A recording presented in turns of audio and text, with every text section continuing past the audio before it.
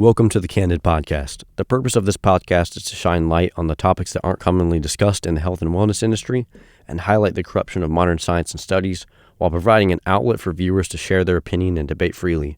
We believe the world needs an outlet for information that has your best interest at mind, so we'll hope you'll like the sneak peek. Through everything about biohacking. He's probably gonna have another course after that, right? I think there's more to probably unravel.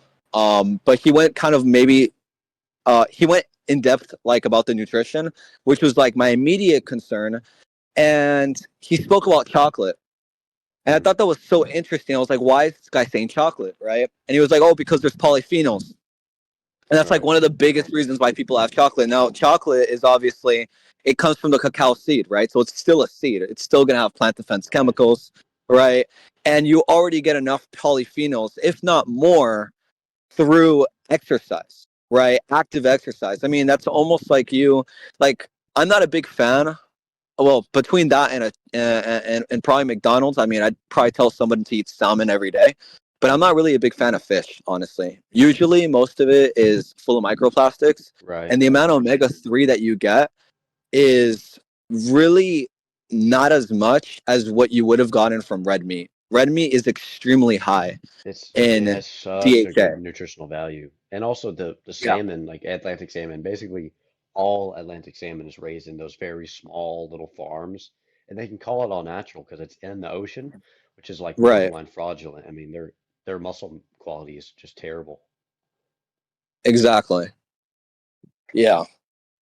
So, I mean, definitely a lot to unravel there. I mean, and it's really crazy to me because I'm looking at so many diets out there. It's like I was in the chat and I was basically like just giving a whole outline about this.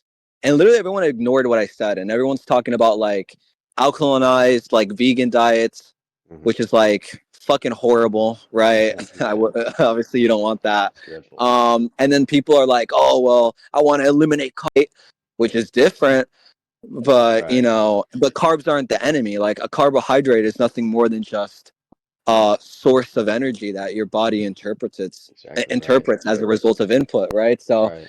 it's just so I don't know. I think that we're like almost trained like to fucking think this way. Like it's so crazy. Like, I would consider it a form of indoctrination. I mean, when you like yeah. that Paul Saldina guy, he went to those colleges. I don't know if you saw that video.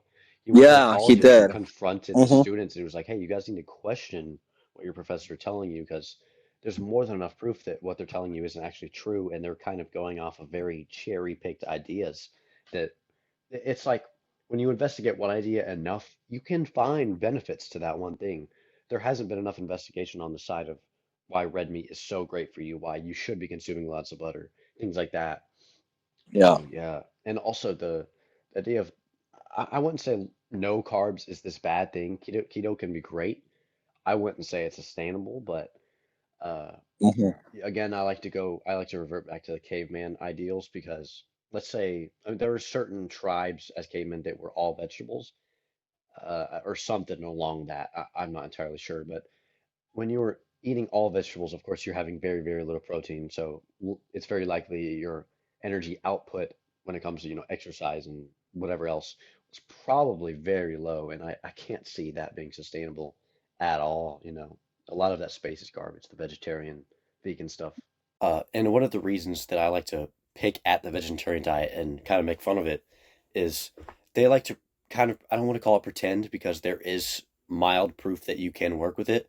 But the truth is, in order for you to even sustain a dynamic lifestyle while being on a vegetarian diet, is you really need to add a vegetarian protein shake or a vegan protein shake or vegetarian burgers, things like that.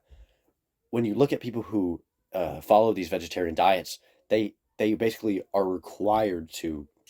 Well, of course, everyone needs sufficient protein to sustain a dynamic lifestyle, and they're adding these vegan protein shakes, vegan burgers, and things like that, which are not things that the cavemen who were there they're referring to ate. The cavemen I'm referring to are the cavemen that only ate vegetables and seeds, stuff like that. Those particular tribes. So for you to even sustain the vegetarian diet, you have to add something to it, which isn't natural and doesn't actually. I mean, it may fit within the, excuse me, the vegetarian requirements for food, but it's not something that naturally comes at all. You will never find a vegetarian protein shake in the wild. I think that goes without saying. So the truth is, in order for you to even sustain a vegetarian diet, you have to add things to it which aren't natural and which didn't come with the vegetarian diet naturally. So that's one of the reasons I don't believe in it.